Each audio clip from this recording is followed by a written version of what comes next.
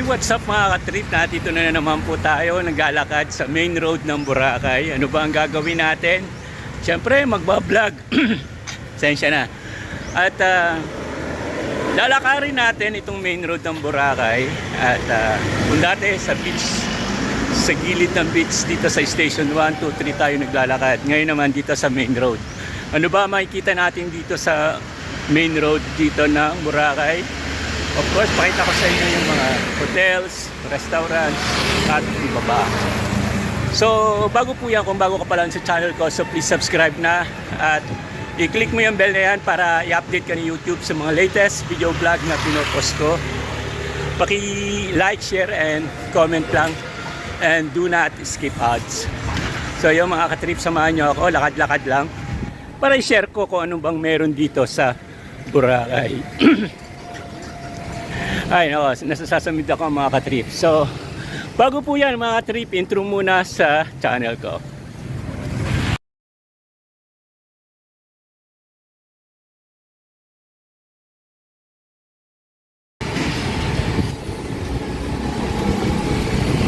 So mga trip, lakad-lakad lang dito sa main road ng Boracay. Kung ano yung makikita.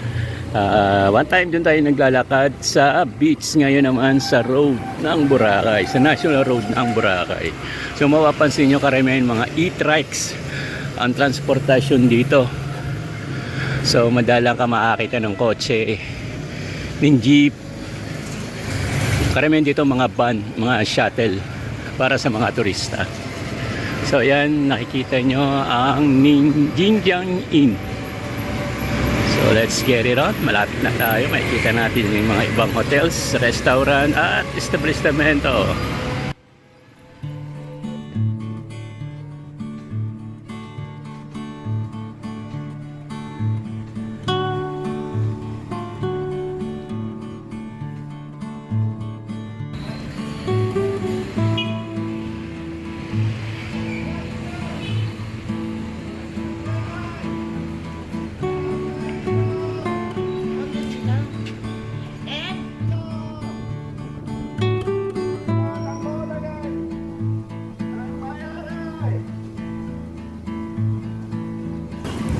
So yan, mamataan natin ang Astoria, Boracay.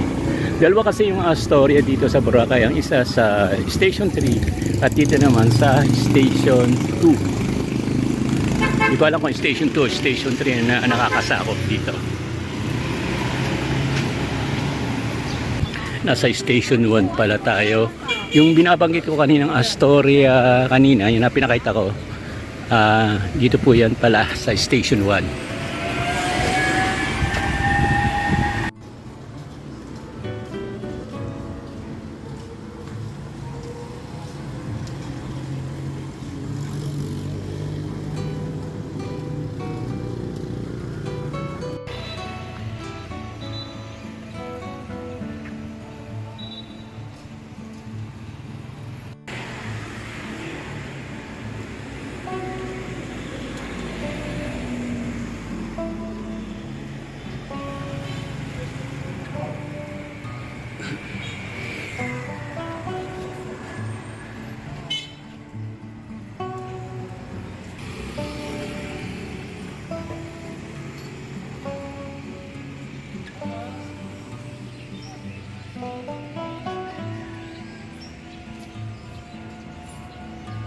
A few moments later. Ano ito? Talipapa Grand Opening May 1. See you soon. Puntahan natin yung mga katrip. Once na nagbukas po yan.